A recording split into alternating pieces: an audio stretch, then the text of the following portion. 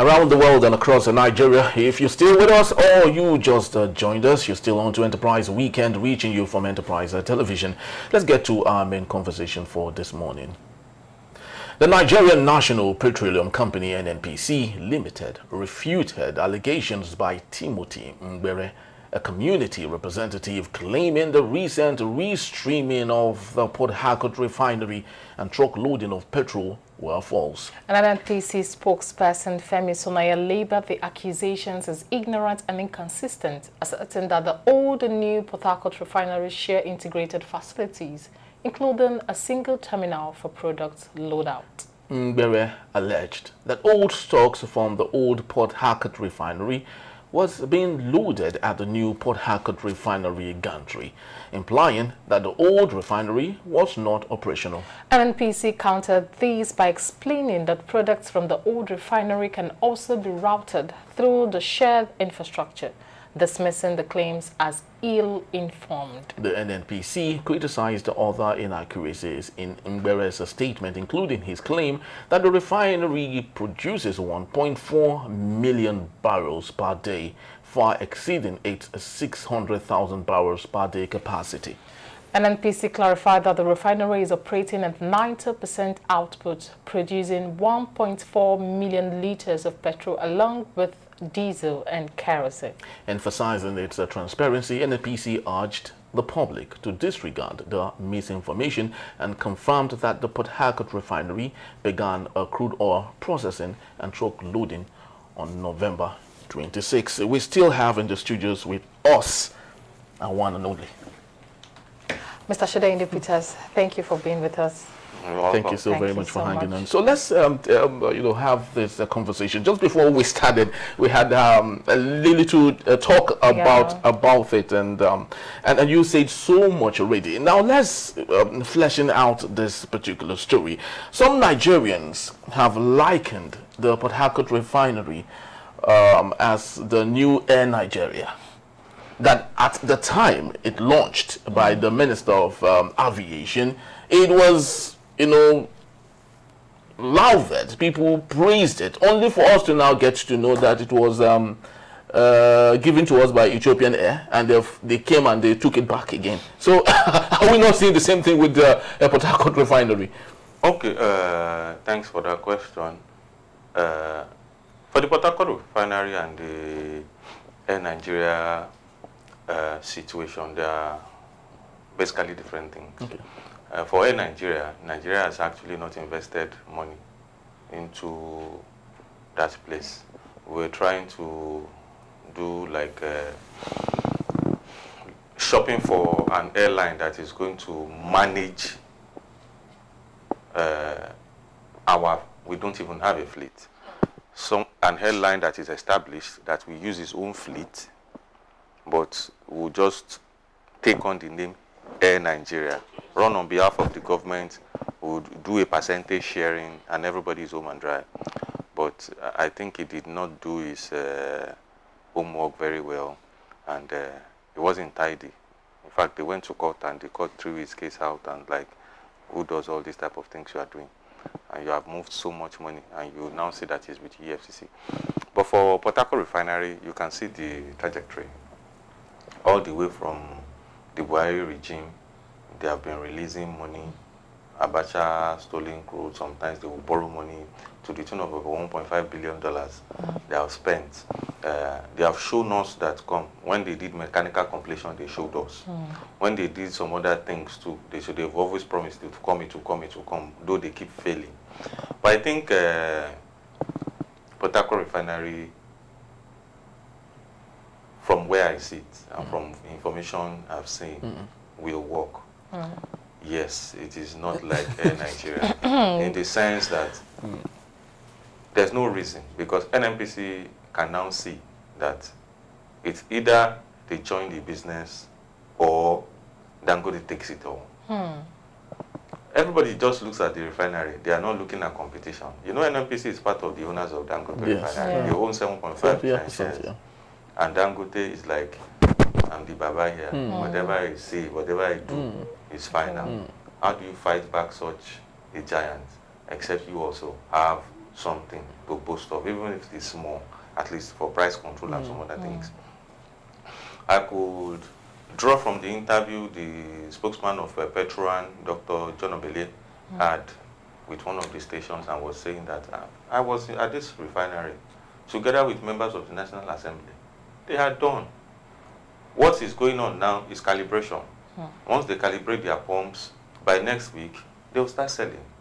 And they'll start producing and they'll start selling. There's no cause for alarm, no cause to fear. As far as I'm concerned, I don't think this is all due. The only problem, the major worry for me is government still managing the refinery. I prefer they finish it. Look for a private investor. Just like the way Air Nigeria was to be managed, look for them. Manage this thing for us. And this is our sharing percentage at the end of the day. So that there's efficiency. Anything government manages, they always run it aground. That is why it is good when you leave business to the private sector and constitutionally follow your role, which is to provide welfare and security for your people. Now, I'm sorry to cut you short, Mr. Peters. You just made a comment now that anything the government manages, they run it aground. Now, with Dangote Refinery still existing, because Dangote don't intend closing anytime soon, will this actually make the Nnpc to change their game and want to remain in business, knowing fully well that this oil business is something that is lucrative, and there are some behind the scenes, especially when it comes to the pricing? Because a lot of Nigerians think that Nnpc is actually stepping up because they don't want Dangote Refinery to expose a lot of things that have happened over time, especially when it comes to pricing. Now, do you think they would not want to run this aground so as to cover their tracks over time? Running it aground is to their own detriment. Because it's just like your meal ticket. The main job of Nnpc was to at least regulate. Sell crude. No, they are not a regulator. Theirs is to sell crude, refine products for local consumption, even if it is to sell too, because sometimes ago Nigeria was selling and bringing money. They are the main cash cow of the federal government of Nigeria. They bring in the most revenue. So, and in these years, in the last 10, 20, 30 years, they have still been the one bringing in the main revenue to the government. Now that they have another opportunity to make more money by owning their own refinery, though for some power brokers in the country, it might not be good news because they are the ones bringing in refined products and sell and make money, collect subsidy here and there. But for me, I feel these refineries are game changers for Nnpc. If you have it, then you can do a fight with Dangote. Nigeria has over 50 million cars. We consume not less than 30-40 million liters per day. Even if you are making 1 naira on each liter, do you know how much you are going to make per day? That means for the staff, for the corporation itself, you are in money. So I don't see any reason, because the only other option they have to import is already being killed by Dangote. You cannot. You cannot. Because if you go, you say you want to import, if you don't end up in court, the guy will just keep crashing his price. Once he crashes his price, you find out that whatever you are bringing, you can't compete with him. He is a master in such games. You know. So for me, as far as I'm concerned, they should better focus on that refinery and try to see whether others will also come up, so that at least here or there, they are still making their money, their head is afloat, they concentrate on their crude and begin to, saying that they want to use that one as audio to, so where is the where has the $1.5 billion gone to? So I don't believe all these stories that it might not have started work. Just like we have information, Shona here released an information last night that the trucks you saw carried fuel. They are fuel we bought from that Dangote refinery and kept in storage in Port Harcourt. Nnpc has storage everywhere. They have in Shagam here, Mosini, everywhere. So maybe they have gotten products, kept there. Now they want to discharge all those ones, pending when they start to produce their own in that refinery. But when even their sales portal is not up. They have not announced price or anything, that they don't know where the news is coming from, that Nnpc has started selling fuel, that they have not started selling anything. Yeah, because we in the media, I think, should be blamed to some extent, because even some traditional, big blue chip traditional media in Nigeria carried that particular news. They made it so profound that Nigerians felt that the Nnpc... You don't blame the media. The MD of Nnpc, Mile Kyari, was at Port Harcourt Refinery and said, yes, we are done. We have started producing and we are set.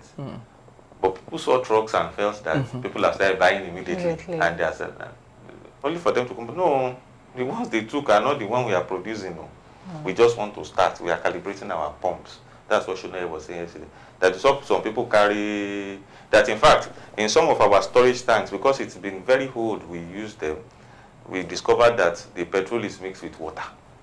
So they need to evacuate all those storage, then make sure they re-dye all those storage facilities before they start pumping whatever they produce. And with 60 million barrels, when I was checking online, with a barrel of crude, you can produce 159 liters. That means with 60,000 barrels per day, they can produce up to 9 million barrels per day.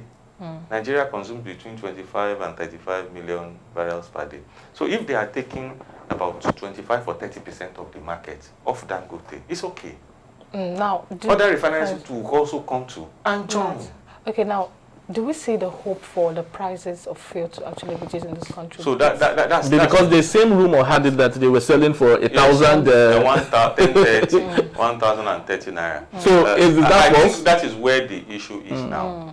Nobody has been able to come to tell us that, okay, this is the component. I know very well that dollar rates are controlled by, they are determined by, crude rates are determined by dollars. So even if an Nnpc is taking it from their own ground, they need to place a value on whatever they are taking. Because you need to pay salaries, you need to drill, you need to do all those things. So they come with money. So by the time you say you want to process it and sell, so all we need is Nigerian midstream, all this NMDPRA, they are the ones who are supposed to come and tell us that, okay, if you have done anything in Nigeria with our local crude, this is what the price should be. By the time you had your mark, this is what price you should sell. But don't forget, Nnpc is a shareholder in Dangote. The higher the price in Dangote, the higher the profit they get. So they will be using, both of them will be marking each other to market. That is why when they say 1,030 naira, it is better for people in the southeast and south-south to go to Port Harcourt and buy at 1,030 than to come to Lagos and buy at 970. Because within your region, you can truck with 300,000, 400,000. By the time you are coming to Lagos, you are talking with about 4 million, 5 million. Exactly. So who does that?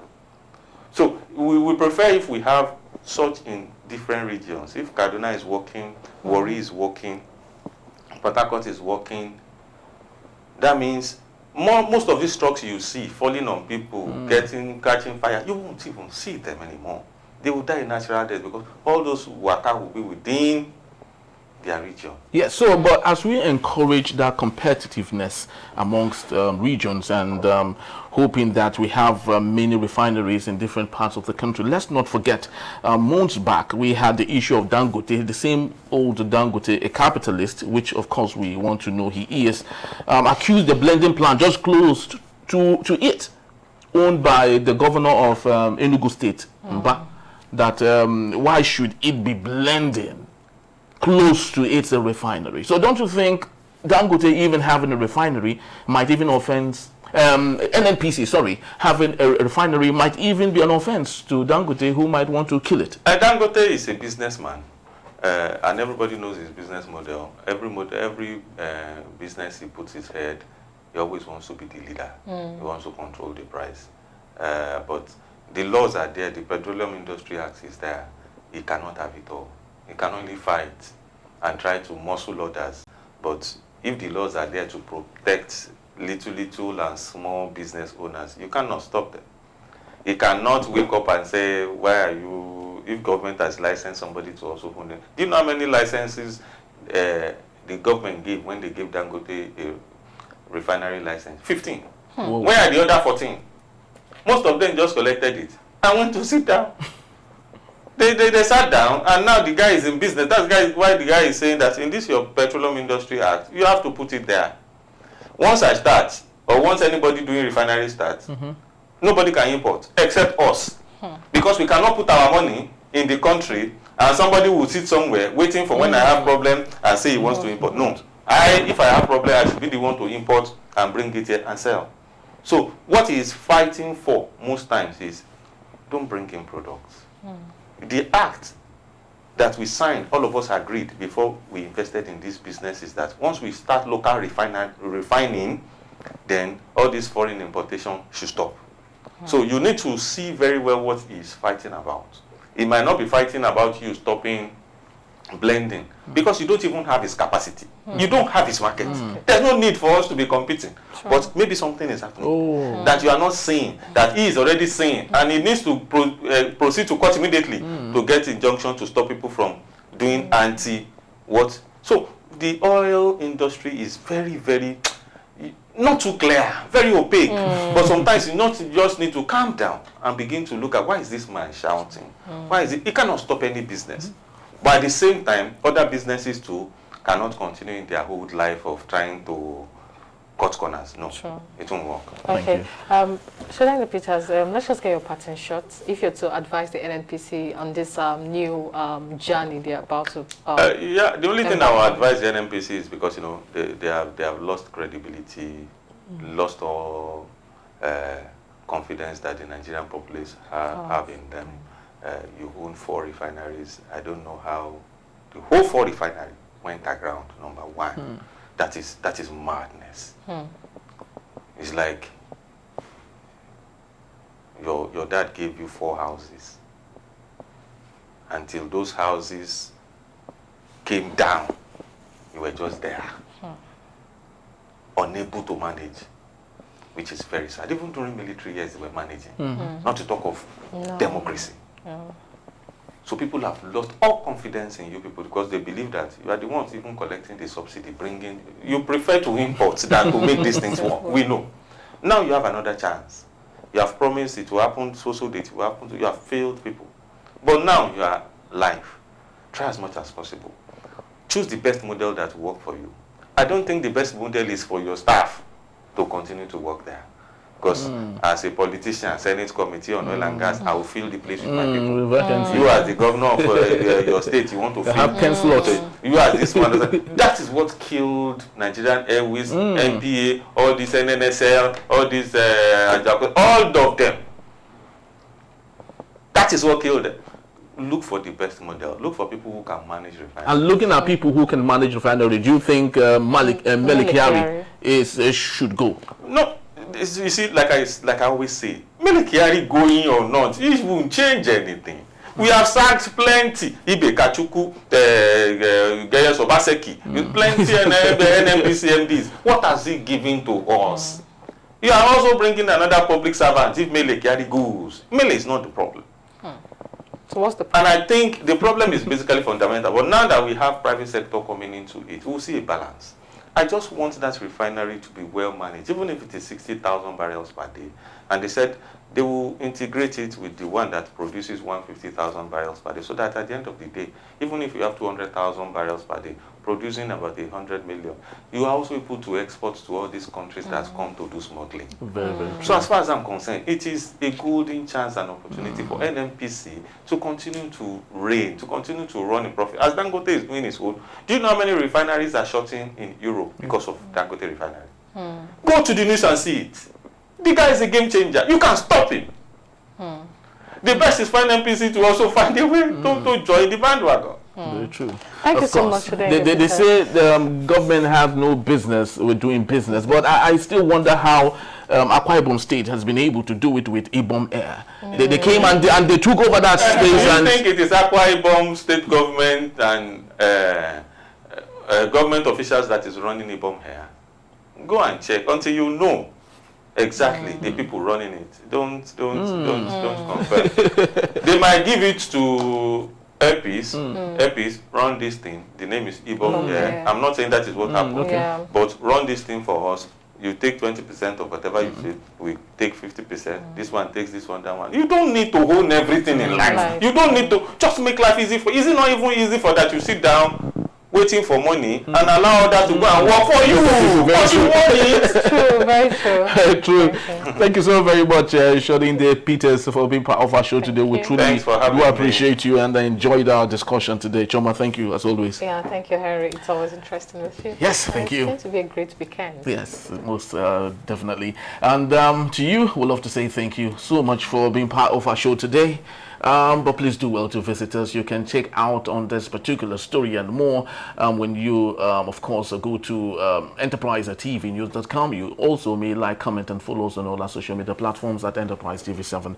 I am Henry Igwedike. And I'm Choma Koi. Thank you for watching and happy weekend.